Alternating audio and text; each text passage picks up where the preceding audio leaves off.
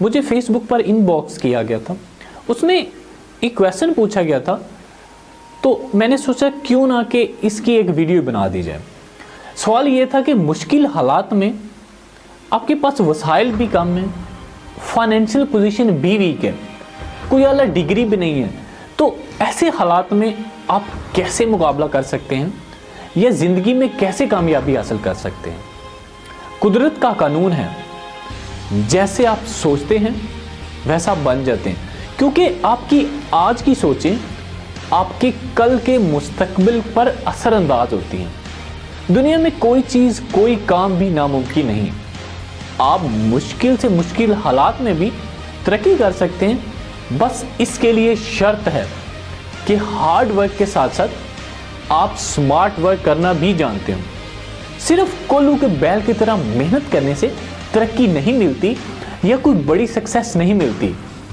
آپ ریسنٹلی یا موجودہ دور کے کچھ لوگوں کی بات کریں جن کو آپ سب جانتے ہوں گے، جس میں ایپل کمپنی کے مالک اسٹیو جاب تھے، مائکروسافٹ کمپنی کے مالک بل گیٹس یا فیس بک کمپنی کے سی ای او مارک زکربرگ ہوں۔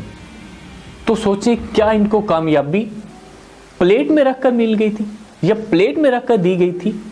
نہیں، ان لوگوں نے بھی بالکل زیرو سے سٹارٹ کیا، مشکل حالات کا سامنا کیا، سخت محنت کے ساتھ ساتھ اپنے دماغ کا استعمال کیا، سمارٹ ورک کیا، تو تبھی اس کی وجہ سے آج یہ لوگ دنیا کے امیر ترین لوگوں میں شامل ہوتے ہیں اور بہت بڑی بڑی کمپنیاں رن کرتے ہیں۔ میں آپ کے ساتھ ایک واقعہ شیئر کرتا ہوں۔ پہلی جنگ عظیم سے کچھ عرصہ قبل جرمنی کے بادشاہ کیسر ولیم نے سوئٹزرلینڈ کا دورہ کیا۔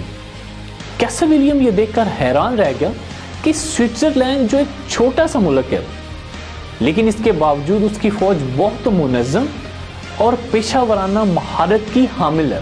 فوجی افسروں سے ملاقات کے دوران کیسر ولیم نے ایک افسر سے سوال کیا کہ جرمنی کی فوج بہت زبردست ہے اور اعلیٰ تربیت یافتہ بھی ہے، مزید یہ کہ اس کی فوج کی تعداد آپ کی فوج کی تعداد سے 2 گنا ہے، تو اگر وہ تمہارے ملک پر حملہ کر دیں تو تم کیا کرو گے؟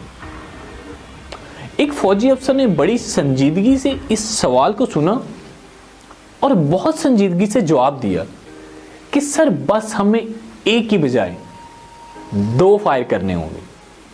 سوئس فوجی کا یہ جملہ ایک بہت بڑی حقیقت ہے۔